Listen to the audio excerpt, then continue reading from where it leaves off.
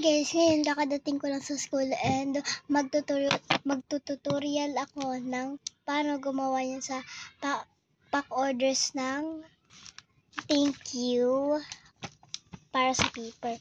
Ngayon, kahit yung kailangan ay kahit ilan na paper kung gusto mo ilan gagawin mo, gunting and marker. Kahit anong marker guys hindi lagi acrylic marker kasi bumili lang kami.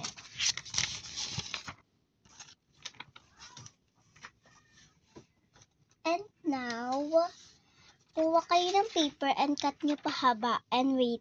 Like this. Wait lang. It's like this. Yung parang pahaba na ganyan. And, lalagyan nyo lang na kahit anong design. Pwede nyo din akong gayahin. Like this guys, pero di ko pa siya natapos.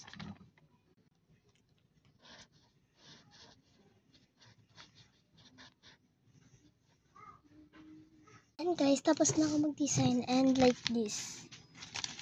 Diba ang ganda?